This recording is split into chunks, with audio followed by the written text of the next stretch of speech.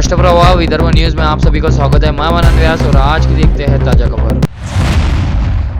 फ्रेजरपुरा थाना अंतर्गत महादेवखोरी की प्रिया कॉलोनी में रहने वाली महिला को आज सुबह राजस्थान के स्वरूपगंज थाने की पुलिस ने डिटेन किया। महिला पर एक ही युवती को विवाह कराने के नाम पर 4 लोगों को 1.5 लाख रुपए में बेचने जाने का आरोप किया जा रहा है। परिसर के लोगों ने भी उक्त महिला के विरुद्ध पुलिस को निवेदन कर गंभीर आरोप किए हैं। पुलिस सूत्रों ने बताया कि महिला को उसके किराए के घर से डिटेन करते समय कथित युवती भी वहां मिली। जानकारी के अनुसार राजस्थान के स्वरूपगंज थाने में एक युवक ने अपने साथ शादी के नाम पर धोखा होने की शिकायत दी, जिसके बाद पुलिस ने अमरावती निवासी आरोपी महिला को खोज निकाला। आज सुबह राजस्थान पुलिस का दल फ्रेजरपुरा थाना पहुंचा। इस दल ने स्थानीय पुलिस से संपर्क कर महिला के प्रिया कॉलोनी निवास से उसे डिटेन किया। विवाह कराने के नाम पर युवती को 4 बार बेच देने का आरोप किया गया है। शिकायत में कहा गया है कि राजस्थान में विवाह कराने के एवज महिला ने 1.5 लाख रुपए लिए। उसने 50,000 रुपए युवती को दे दिए। इस प्रकार का आरोप है कि 4 लोगों के साथ धोखाधड़ी की गई। महिला पर पुलिस एक्शन के बाद न्यू प्रिया कॉलोनी के दर्जनों लोग थाने पहुंचे। उन्होंने पुलिस को निवेदन देकर महिला पर प्लेस्ट्रेट का आरोप किया। यह भी कहा कि 3 वर्षों से वह महिला इस मकान में किराए से रहती है। उसने परिसर के लोगों को गुंडों के माध्यम से धमकाने की कोशिश की। इस प्रकार का आरोप थानेदार को सौंपे गए निवेदन में किया गया। पूरे मामले की जांच कर कार्रवाई करने की मांग लोगों ने की।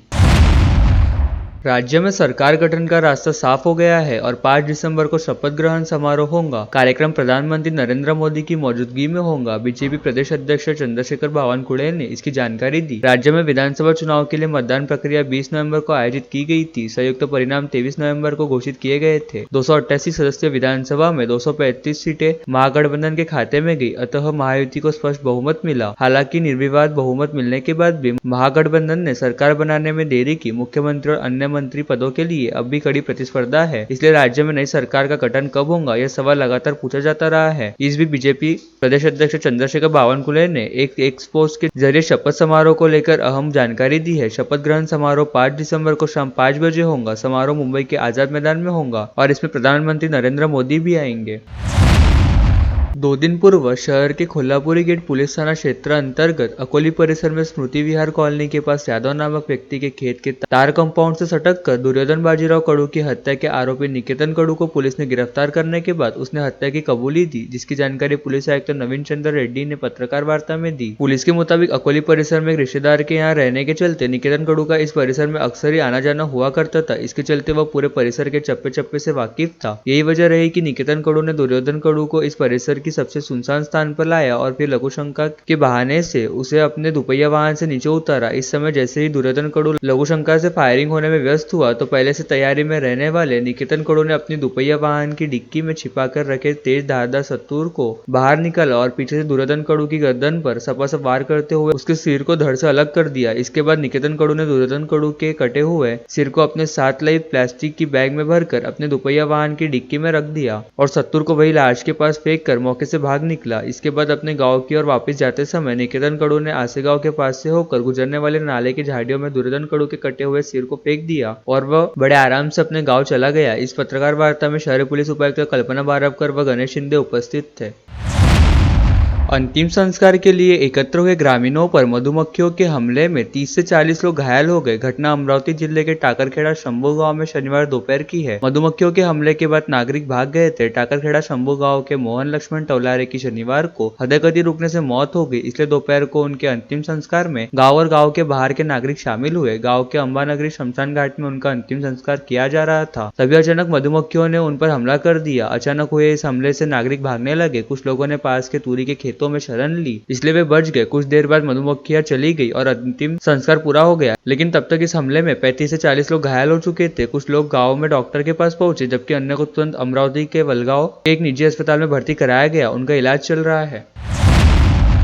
जिस तरह हमने अथक प्रयासों के बाद प्रभु श्री राम जन्मभूमि प्राप्त की है, उसी तरह श्री कृष्ण जन्मभूमि पर भव्य दिव्य मंदिर निर्माण करने के लिए अहिंसा व संविधान मार्ग से सभी को एकजुट होकर संघर्ष करना जरूरी हो गया है। ऐसा श्री रुक्मणी पीठाधीश्वर पूजनीय जगत गुरु राजराजेश्वर माउली सरकार ने कहा। वे वृंदावन के केशव धाम में आयोजित धर्म संसद में बोल रहे थे। वृंदावन के केशव धाम में बुधवार को श्री कृष्ण जन्मभूमि मथुरा मुक्ति आंदोलन की कार्यदिशा निश्चित सभा में उपस्थित संतों ने पुरातत्व विभाग की तरफ से मथुरा के श्री कृष्ण जन्मभूमि की मस्जिद का सर्वेक्षण करने की मांग की है। इसके लिए अंतर्राष्ट्रीय धर्म संसद आयोजित की गई है। इस सभा में प्रमुख अतिथि के रूप में कल्की पीठाधीश्वर आचार्य प्रमोद कृष्ण, गीता मनीषी स्वामी ज्ञानानंद महाराज, श्री गोविंद आनंद तीर्थ महाराज, स्वामी उमेश योगी तथा जगत गुरु रामानंदाचार्य राजेश्वर माउली सरकार सहित अनेक संत उपस्थित थे। संपूर्ण विश्व में हिंदू धर्मीय रहते हैं। जात पात के बंधन से मुक्त होकर सभी को एक मंच पर लाने के लिए जाति तोड़ो समाज जोड़ो अभियान संपूर्ण विश्व में चलाया जाने वाला है। साथ ही श्री कृष्ण जन्मभूमि के संदर्भ में याचिका इलाहाबाद उच्च न्यायालय में दाखिल किए जाने की जानकारी श्री कृष्ण जन्मभूमि मुक्ति न्यास के अध्यक्ष महेंद्र प्रताप सिंह ने दी। उन्होंने कहा कि मस्जिद की सत्यता जल्द विश्व के सामने आना इस संसद का उद्देश्य है। अमरावती शहर के औद्योगिक विकास को गति देने, प्रोत्साहित करने और सहायता करने के लिए ITI छात्रों को उन्नत व्यवसाय प्रशिक्षण योजना से पूरा लाभ मिले। उद्योग को विभिन्न उन्नत और जटिल कार्यों के लिए अत्यधिक कुशल श्रमिक और तकनीशियन प्रदान करना हमारी सर्वोच्च प्राथमिकता है। उक्त कथन विधायक सुलभाताई खोड़के ने शुक्रवार 29 नवंबर को महाराष्ट्र राज्य ITI निर्देश एसोसिएशन की ओर से आयोजित सत्कार समारोह में बोल रही थी। इस बीच अखिल भारतीय महासंघ के अध्यक्ष भोजराज काले और महाराष्ट्र राज्य ITI निर्देश एसोसिएशन के जिला अध्यक्ष दिलीप शिरवाती और अन्य पदाधिकारियों और सदस्यों ने नवनिर्वाचित विधायक का पुष्पगुच्छ देकर अभिनंदन किया। इस अवसर पर संगठन के प्रवीण महले, सतीश अवारे, राजेश बंट, कैलाश बेलसरे, रमेश तसरे, संदीप पंचभाई, शरद शेलुरकर, किशोर आगर, नरेंद्र वसुले, DN दहापुते, विजय पुंड, देवानंद किटुकले, मुकेश धुराट, JN देशमुख, दस्तीर कुरेशी, उमेश भानुबाकोडे, किशोर राऊत, हरेश अकुलवार, मेघा पांढरे, ममता वसुले, अर्चना निर्मल, वैशाली थोरात, सुषमा देशमुख, भारती रोडे उपस्थित थे।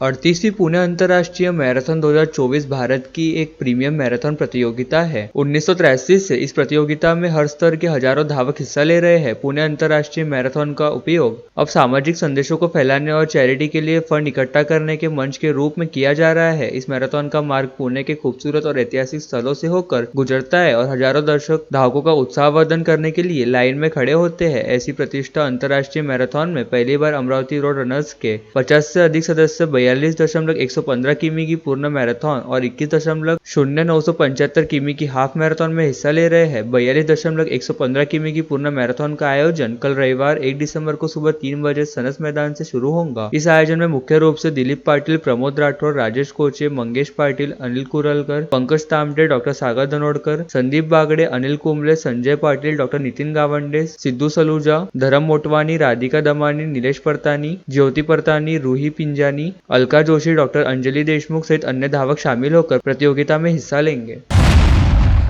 चुनाव आयोग द्वारा विधानसभा चुनाव के लिए ड्यूटी पर तैनात शासकीय कर्मचारियों के लिए पोस्टल बैलेट की सुविधा उपलब्ध कराई जाती है। अमरावती जिले में 17,697 कर्मचारियों ने मतदान किया, लेकिन इनमें 1,886 वोट अवैध पाए जाने से आश्चर्य व्यक्त किया जा रहा है। सर्वाधिक 646 अवैध वोट मोशी विधानसभा क्षेत्र के हैं। सुशिक्षित नौकर वर्ग की यह गलती वोटिंग करने की जानकारी नहीं होने के चलते हुई या अन्य कारणों से यह जानकारी प्रशासन ने निकालना जरूरी है। जिले में 8 विधानसभा निर्वाचन क्षेत्र में 20 नवंबर को मतदान और 23 नवंबर को मतगणना संपन्न हुए। राज्य सहित जिले में भी मतदाताओं ने महायुति को पसंद किया है। महायुति के 8 में से 7 निर्वाचन क्षेत्र में उम्मीदवार विजयी हुए हैं। जिले में महायुति को सफलता मिली तो भी पोस्टल मतदान महायुति को कम मिला दिखाई देता है। बडनेरा, मोशी और मेलघाट इन 3 निर्वाचन क्षेत्रों में ही महायुति के उम्मीदवारों ने पोस्टल मतदान में बाजी मारी, जबकि अन्य 5 निर्वाचन क्षेत्र में महायुति के उम्मीदवारों को महाविकास आघाड़ी के पराजित उम्मीदवारों से पोस्टल वोट कम मिले हैं, जबकि अन्य हुए मतदान में अचलपुर के पराजित उम्मीदवार बच्चू कडू को सर्वाधिक पोस्टल वोट मिले हैं। साथ ही तिवसा में राजेश वानखेड़े से ज्यादा महाविकास आघाड़ी की कांग्रेस प्रत्याशी एडवोकेट यशोमती ठाकुर को वोट मिले हैं। अमरावती में पोस्टल मतदान में सुनील देशमुख और धामनगांव रेलवे में वीरेंद्र जगताप अव्वल है। इसी तरह दरियापुर निर्वाचन क्षेत्र के महाविकास आघाड़ी के विजयी उम्मीदवार गजानन लौटे को सर्वाधिक पोस्टल वोट मिले हैं।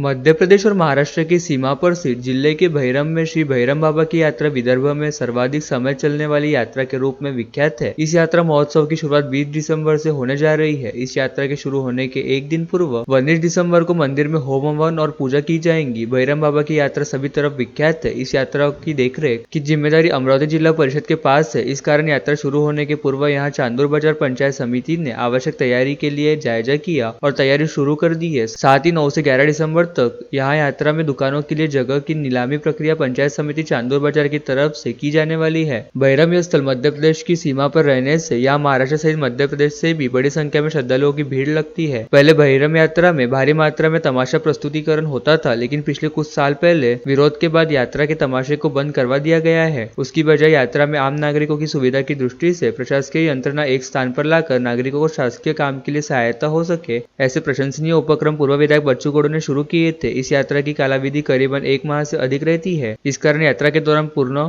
माह प्रत्येक शनिवार और रविवार को श्रद्धालुओं की तौबा भीड़ यहाँ रहती है। हंडी का मटन और रोडगे के लिए यह यात्रा विख्यात है। खाने के शौकीन के लिए यह यात्रा लाजवाब रहती है। हंडी का मटन अथवा बैगन की सब्जी और रोडगे का स्वाद लेने के लिए दूर दराज से श्रद्धालु यहाँ आते हैं। और लेटेस्ट न्यूज़ देखने के लिए राष्ट्रप्रभा चैनल को लाइक और सब्सक्राइब कीजिए।